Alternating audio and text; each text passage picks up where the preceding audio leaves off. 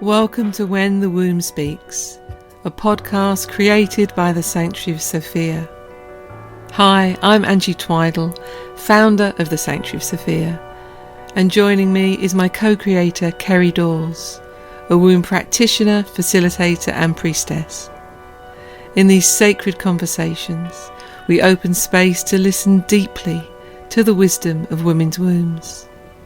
Because when the womb speaks, we listen.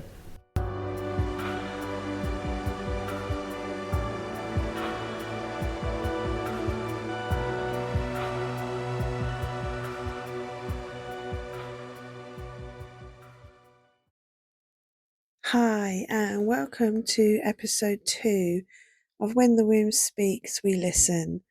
This is Kerry here, and I'm on my own today. I'm going to do a little bit of talking about my womb journey. So today is the 9th of September, and in less than a month's time, I'm going to be travelling down to Glastonbury to meet up with quite a few of my womb sisters who have been journeying through the Shamanic Way of the womb. And some of us have been on this journey now together for the last 3 years. And for me, this is my final year, and we're going to be doing our dedication ceremony at Goddess Hall in Glastonbury at the beginning of October. So I've got some plans to hopefully interview some of my womb sisters who have also spiraled now for 3 years. So I don't want to talk for too long because I want to make space for my sisters to speak a bit later on in the podcast. But I just wanted to talk a little bit about my womb journey and my personal experience with working with Angie and doing this work, and how it has brought transformation and change into my life. So I found this course not through having any particular problems with my womb like endometriosis or PCOS or anything like that, although I do have PCOS, but I wasn't actively searching for something to help me with that. But I was actively searching for something that I just knew was missing in my life. And I went to Lake Bala with my daughter for a home ed project, actually. And while I was there, I left an offering to the goddess Kerry, who is very connected with Lake Bala in Wales. And all of her mythology is based around that lake in Wales, near the Snowdonia mountains. And I left this beautiful offering for Kerry, and I sent out my prayers to her, asking for guidance on what it is that I knew was missing in my life. And then I went into the shop. I don't know if it's there anymore, but there was a goddess shop in the little village by Lake Bala. And I went in, and as soon as I walked in, I was struck by the fact that there was quite a few paintings there by Kat Shaw. And Kat Shaw is an artist that I connected to, and quite often I found her art was a synchronicity for me and a sign and a kind of confirmation of a yes for me.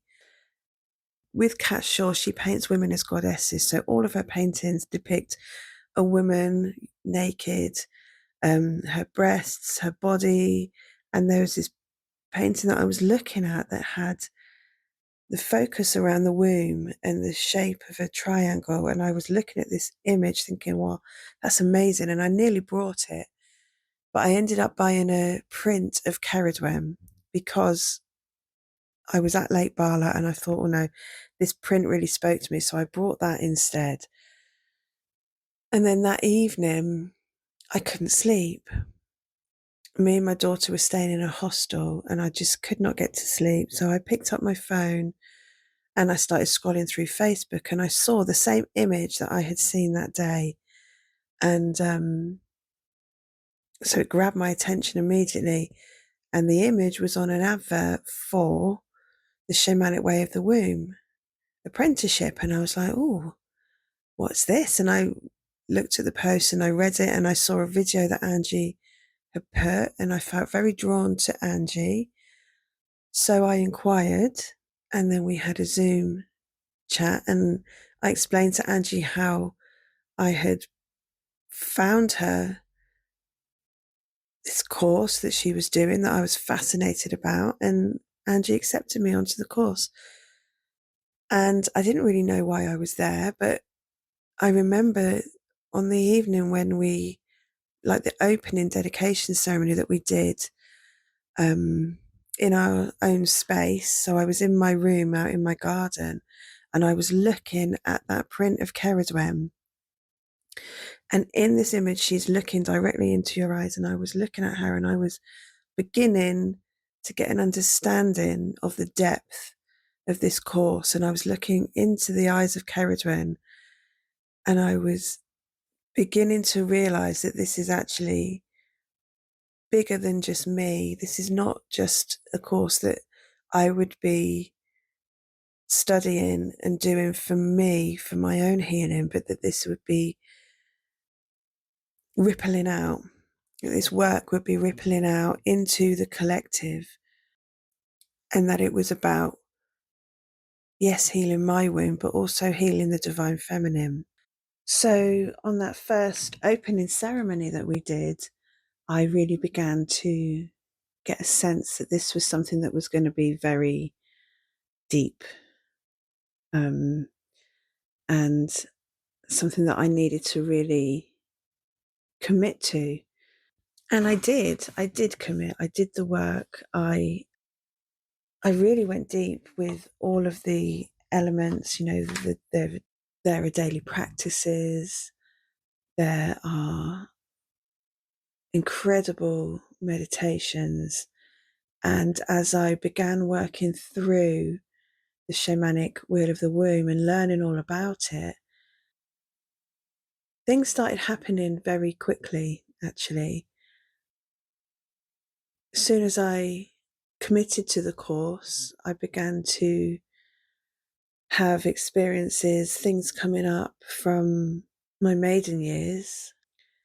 And I remember the first time I went through the beginning part of the course, through the archetypes of the maiden and the mother in particular, those two. I remember feeling absolutely blown away with how much was coming up in terms of trauma that I was still holding on to, shame that I was still holding on to, memories that were dropping in for me that I had buried.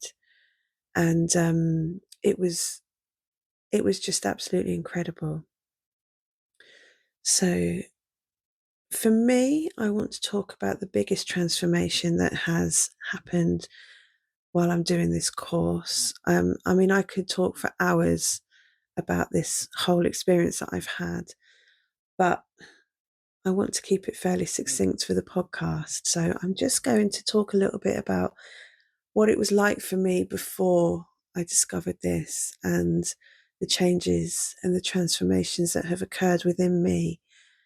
So in 2022 and like pre-lockdown and all through my life, I was very much suffering with social anxiety. I did not like speaking at all, even around people that I trusted sometimes. I would feel this anxiety creeping up.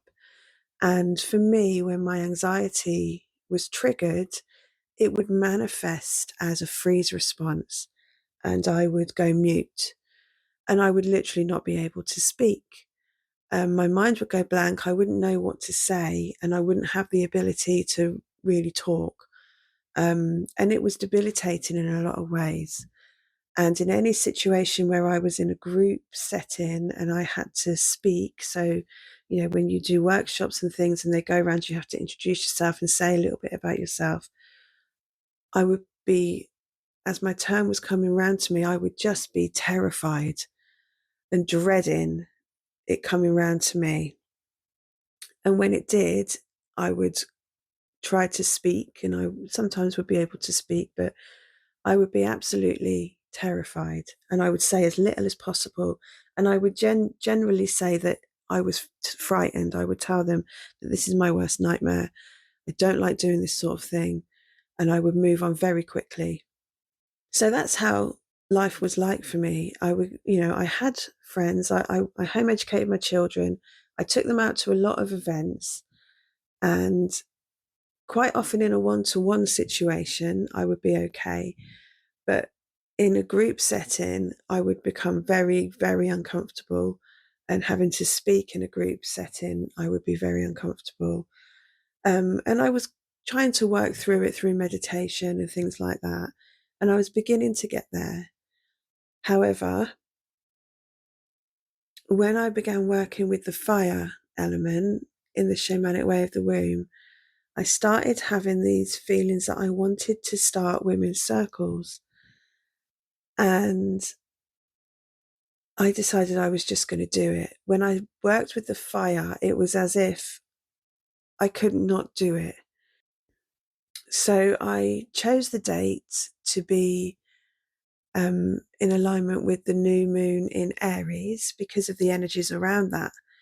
That time is all about new beginnings and getting things moving and getting things started.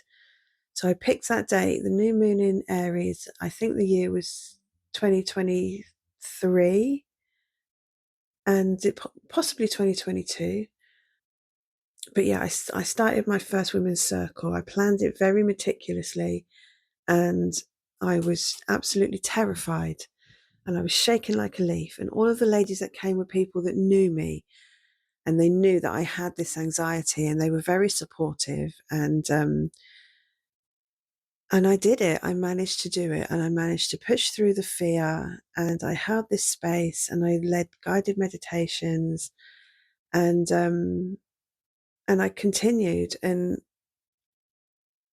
I couldn't actually believe that I was putting myself in that position of leading groups. It was all very surreal to me, but I did it, and I'm still doing it now, and I'm holding space, and I'm more than happy to speak in large groups.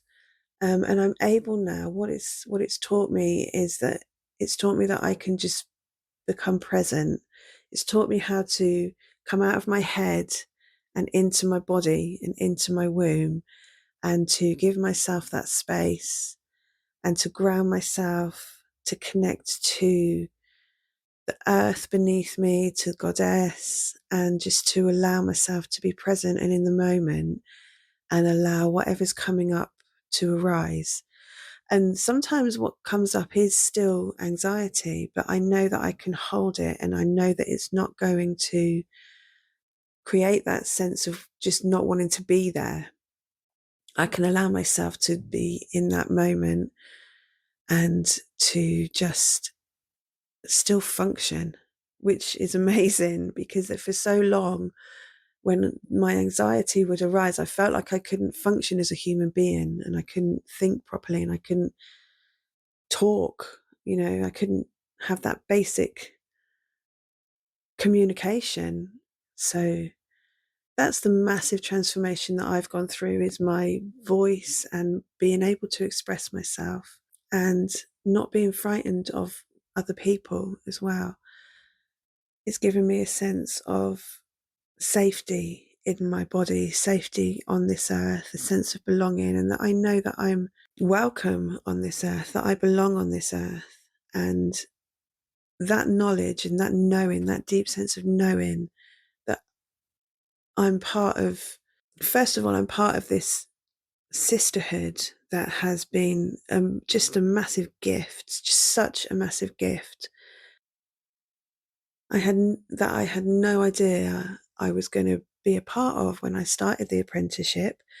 And it's just been such an amazing gift to have this amazing connection with so many other women, and to have done this work and shared my journey with them, and become so close to so many of them. The ladies that I haven't really become close to, there's still that connection. there's that understanding and that sisterhood that is just present immediately. And it's such an amazing sisterhood to be a part of. I'm sorry that my voice is going. I'm finding it quite ironic that as I'm telling you this story about me finding my voice is becoming really husky. And I have had a problem with, I've been worried that I'm losing my voice actually. So I find that quite ironic. So maybe there's still some work that I need to do. But yeah, that's my very shortened version of my journey through the womb apprenticeship. There is a lot more that I could say, but I'm going to leave it there for now, and I'm going to be sharing some stories from other ladies who have also spiraled 3 times through the Shamanic Way of the Womb that I'm planning on recording down in Glastonbury next month. So I'm here in Glastonbury with my womb sister, the gorgeous Lakshmi Roberta, and we're very lucky to be in a lovely apartment right in Glastonbury Centre, aren't we? On Market Street, and it's amazing. It's prime spot, really, isn't it? It is. It's beautiful. And we've gathered here this weekend, and we had our amazing dedication ceremony yesterday, where we all walked the womb medicine wheel and spoke our truth, and we gathered in sisterhood, and it was just fantastic. So Lakshmi has joined me for a short interview. So Lakshmi, would you like to talk a little bit about your journey through the Shamanic Way of the Womb? We've spiraled 3 times together now. So what has been the most transformative aspect of this journey through the Shamanic Way of the Womb for you? Hi, Kerry. That's a really interesting question. It's a good question. And for me, it's been about coming home to myself, being comfortable after using all the tools over 3 years, each year, stripping away the layers, going deeper and deeper with the medicine of the womb and all the healing that it brings to us. I feel at the moment I am in my sovereignty. I'm comfortable not having to do and be the version that other people think I am, to be authentic, to claim my power. And as I say, claim my power, I don't mean in a harsh way. I mean in a gentle, soft, feminine way, stepping into my sovereignty, being who I am, being comfortable to speak my truth. That's been the most transformative. Yeah, so it's just allowing you to be exactly as you are, no judgment, no... Absolutely, and not judging myself. Yeah. You know, we're our own worst critic, aren't we, at times? Yeah. So you mentioned the different tools. You're stripping off layers of, what would you say it is that you're stripping away? I'm stripping away the layers from my maiden archetype, childhood, wounds, shadows, all the things that have happened in my life, in our lives, that leave us in a state of not being whole and complete. Yeah, so it's bringing you back into a state of wholeness. A state of wholeness, yeah, and a state of harmony. Yeah, when you're comfortable in the skin that you're in and you are able to embrace all the aspects of the womb medicine wheel, from the maiden, the lover mother crone, and then you're going into the elements, then it is a template for life, I feel. Yeah. And you mentioned that we're given tools. Yes. Which help us to strip away these layers. So can you talk a little bit about some of the tools, not in too much detail, but just some examples of the tools that we are given access to when we do this journey? So what do you mean by tools? Right. The tools are the reading. I love to read and study. There is the reading material, but also there are the videos, ceremonies, sacred rituals, which really for me are going back in time for us to be able to claim who we are authentically, as women have done for centuries before us, and live transmissions with Angie. And doing this work as a collective in a sisterhood is so empowering as well. Yeah, that's a big part of it for me as well, is the complete support that the sisters, the womb sisters that we connect with on the journeys, are giving to each other with no judgment, just complete unconditional, isn't it? There's nothing that there's nothing that you need to hide or hold back. We know that it's a completely safe space to just share our complete truth. And it's amazing, isn't it? There's so few communities or groups that you can really feel truly safe to do that, because there's always for me, I find in a lot of communities there's like an undercurrent of, was it all right for me to say that? And you're walking away feeling like overthinking everything that you've said, and overthinking, are they going to think this of me? Are they going to think that of me? But I don't ever feel that when I've been around womb sisters. I always feel everything is fine. Everything's fine. It's just. I totally understand. There's no judgment. For me, the sisterhood has been an experience that continues to grow and blossom each year. And as you said, Kerry, you can talk to our womb sisters about anything and everything. There is that unconditional support and that holding space. No one is giving you unsolicited advice. We're just in love, supporting one another, holding space, which is so powerful. Deep listening is so powerful. Yeah. And that's not enough of that in the world at the moment, of actually being heard, of being listened to, of even being able to speak without being interrupted these days is a challenge, I find. Because everyone wants to talk about themselves and how amazing they are. This is true, for sure. And all the things that what they've done. But to actually sit with people who are just hearing you and seeing you as you are is really, it's amazing, isn't it? It is. And I must mention, for me, what has been one of the biggest takeaways that will live with me for the rest of my life is the connection between the heart and womb.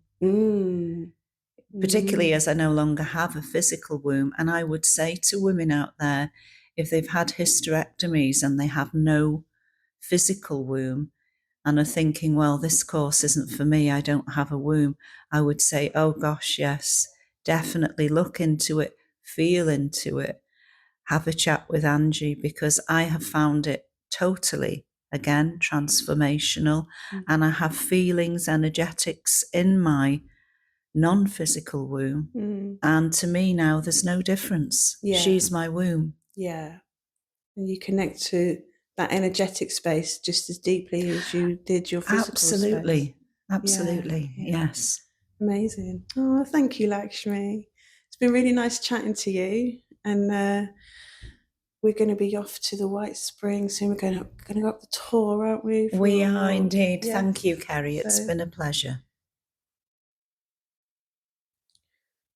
So it's later on the same day. It's the Saturday. Saturday the what? What even is the date? 3rd or the 4th? 4th of October. 6:10. It's evening time now. We've had an amazing day climbing up a very blustery tor and a wonderful time at the White Spring with our sisters. I'm here now with my beloved sister Andrea Beattie from Earth Beats. Yeah. And I just thought it would be lovely to have a chat with you and just find out, if you cast your mind over the last 3 spirals that you've done in the Shamanic Way of the Womb, and just talk a little bit about where you have felt the biggest shift. Yeah. Biggest shift. I mean, it's just everywhere, really. Like, I'm just don't feel like the same person that started this course at all. And at the same time, I am the same person that started this course. So I really feel like I have this seed of well, it's not a seed anymore. I think it's a tree. But I think at the start it was like I'd had this seed of self-love planted in me, and I'd never genuinely had that before. If I'm really truthful, there was a big bit of me that hated myself, actually, deep down. I might try and, mask that in lots of ways, but I had this niggling feeling that deep down I was bad and I wasn't a good person and that I hated myself ultimately.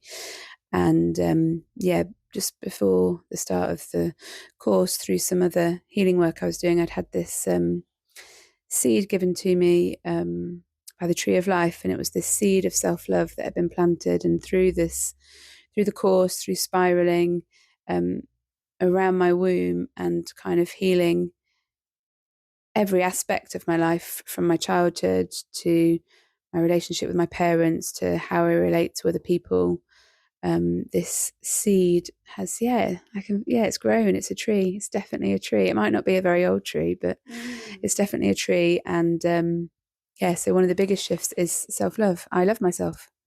And I hadn't had that before, genuinely.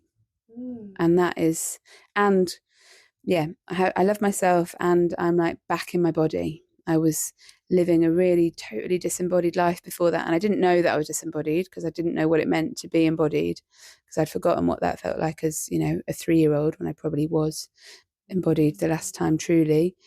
So I'm actually living in my body and listening to my body's messages.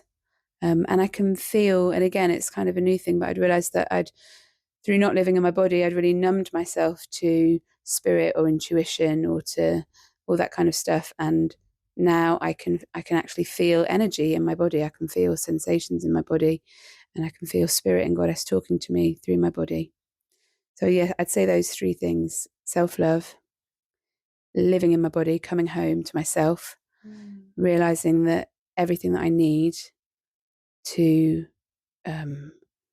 live a happy life is already in me. I don't know what I said. Self-love, being in my body. There's something else, wasn't there? Beautiful seed that grew. That's self-love, and that tree. Yeah. So how does that kind of manifest in your life then? What tangible changes have you noticed in your life?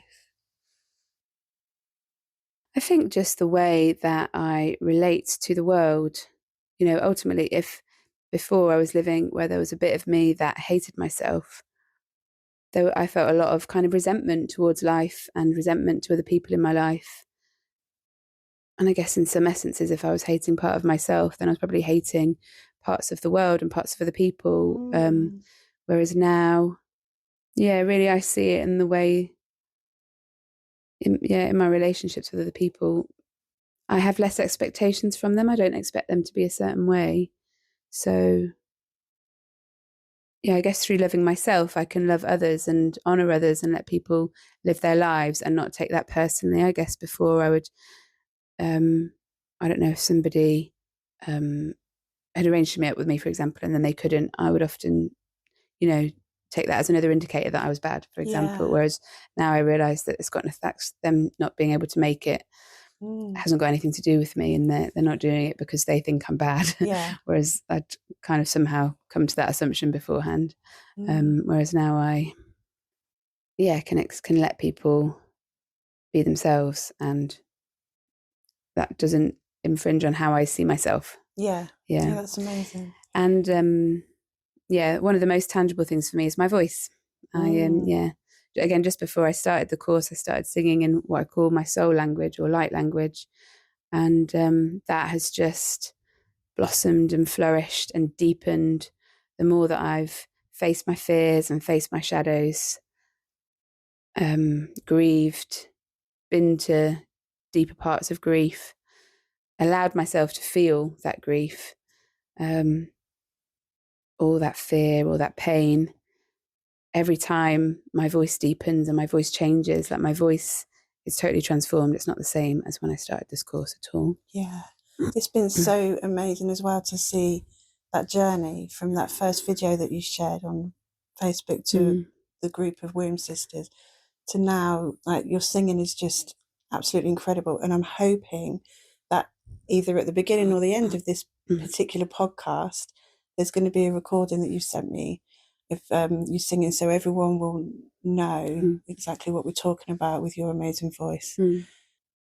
So would it be correct to say that it's just basically helped you to fall in love with yourself, to fall in love with life, with the earth, with the world, and to just be in the flow of life and more acceptance and just surrender to letting everybody else be themselves as well. Yeah. It's knowing yourself better. Yeah. Does that sound? Yeah. Yeah. And being able to, slowly be my authentic self. I've never been able to do that before. I've always been wearing a mask and, pretending to be fine, pretending to have it sorted. And now I'm just like, I haven't got a clue what I'm doing. That's okay. And I can just be who I really am rather than, again, who, I've often tried to be who I thought my parents wanted me to be. Or, I used to notice how I felt like I could be quite different depending on who I was with. Yeah. That I was like trying to be the person that they that Andrea that was in their mind of who I was trying to be like that. Whereas I'm more and more learning to just be me, or like remembering who I was before the social conditioning and before all the other stuff. And just, I guess, allowing my soul really to express through this body in its most authentic way, without the conditioning, and without the armor and the wounds and the defenses that I put up to try and live my life. Oh, that's amazing. Oh, well, thank you so much. And hopefully, if I can get the tech right, there will be a beautiful recording of your singing at the end of this podcast. So that would be lovely. Thank you so much, Andrea. Yeah, you're really welcome. Lots of love. Thank you. Yeah, so I've just been thinking about what I said, and I just wanted to clarify that I didn't hate every bit of myself before the womb course. There's so many parts to every person. There's so many different parts to us. And there were parts of myself that I hated. And the course has helped me to love every bit of myself and to bring in my shadows and realize that my shadows, or my darker parts, my meaner parts, were wounds and needed cuddling and love, not being pushed out and pushed away. So kind of learning to love my womb and to love my blood and to love my yoni has helped me to love the whole of myself and not just bits of myself. I just wanted to clarify that part. Yeah, well, thanks for clarifying that. And we'll probably go quite deeper into this in the next episode. I think I would like to invite you on for a deeper talk into your healing journey for episode 3. Yes, please. That'd be lovely. Thank you so much, darling. Thank you. A bit earlier. Right, so we are 10:25. It's the same day. It's Saturday, the 4th of October. We've just had a slap-up meal at Gigi's restaurant, and I'm sat with Lakshmi and Catherine and Sarah Stracker.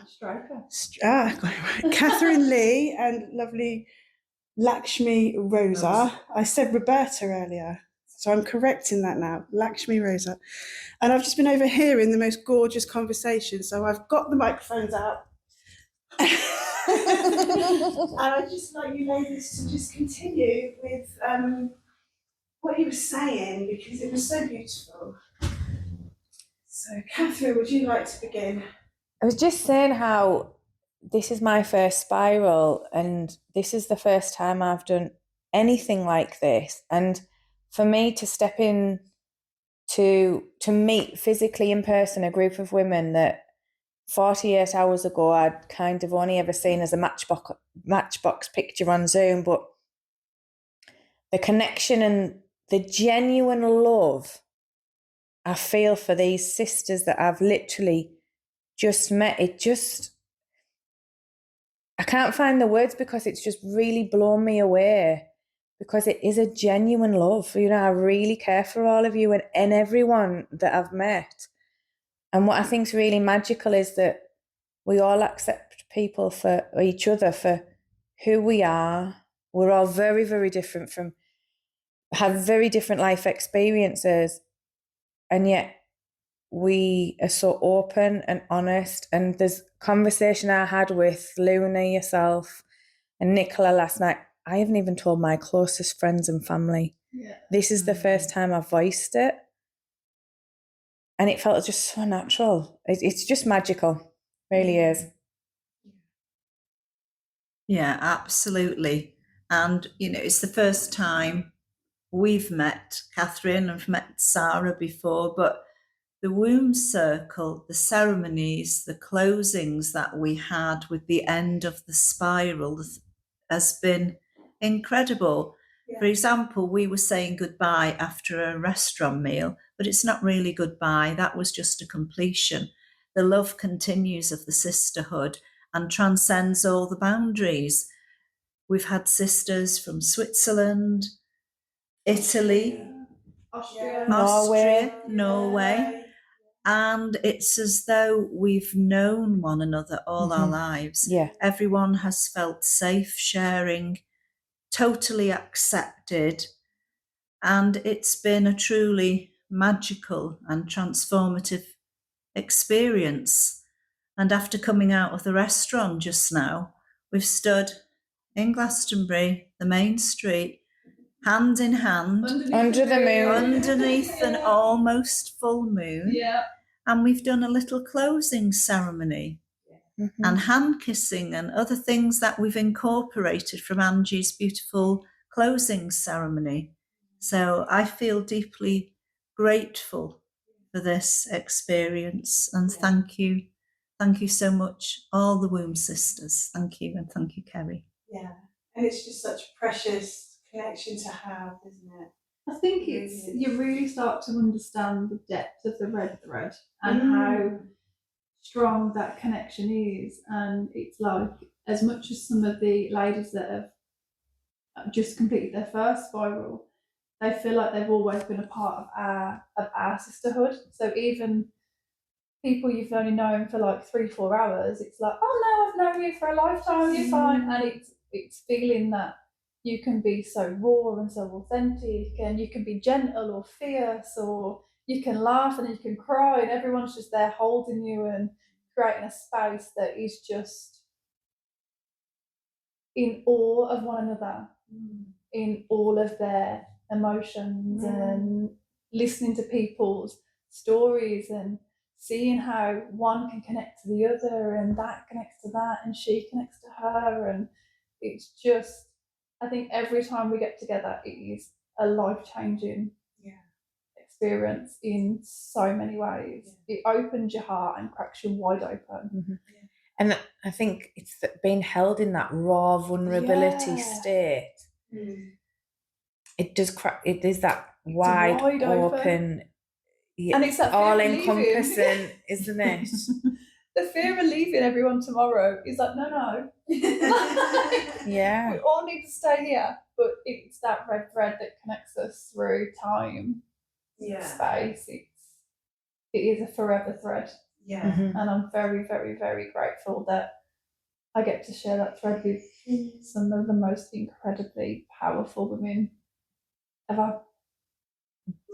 And I didn't cry through all of that. I'm still not crying. I'm not crying. That is just, you have come on so much. You have, like, from watching you spiral for the past 3 years, year one, watching you want to be seen and not be seen all at the same time, and watching you hide, and then witnessing this woman begin to blossom, and to see you be so brave and to just step out in your power and your vulnerability. And I know there's certain things that we spoke about, what you were scared of, and you were just sort of like, no, I'm here and I need to be seen. And you've had things thrown at you to try and hold you back, and you're like, no, I'm not going to do that. Like, I know. Are you getting me emotional?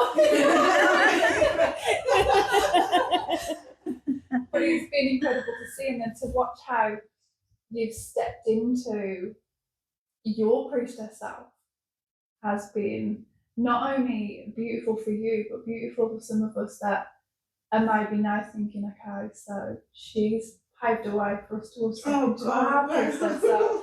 So it's been a beautiful. Oh, she's gonna cry. Oh, love you, darling. I love you. Oh, Okay, stop recording now. We love you, Kerry. Beautiful sisters. Oh, that was amazing.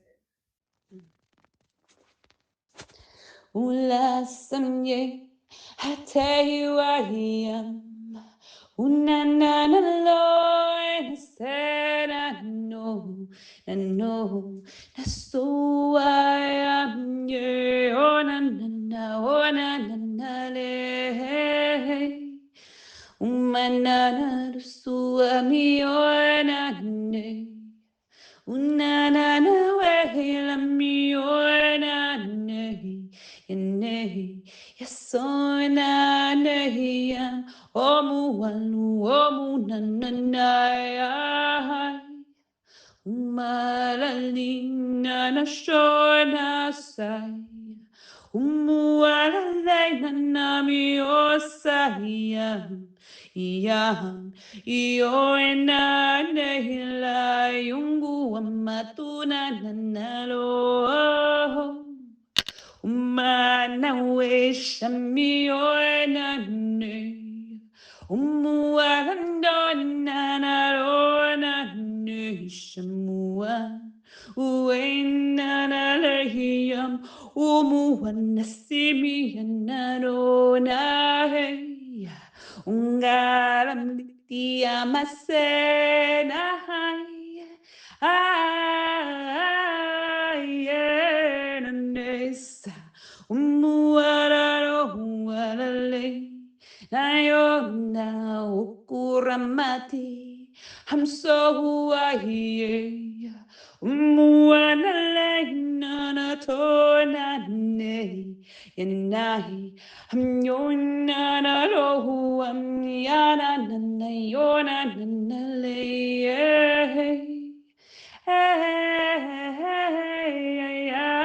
na say umuala lo na ne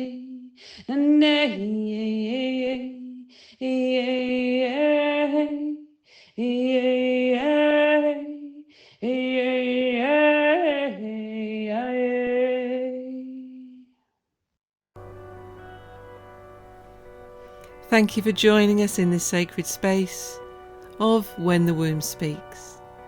If you felt something stir, soften or awaken within, we invite you to share this episode and leave a review. May these stories continue to awaken the healing within you, to speak your truth with courage and to walk in wisdom and grace. May you remember the power of your own womb's ancient song. You can find us at sanctuaryofsophia.co.uk and on social media. Until next time, keep listening to your womb. She's always speaking.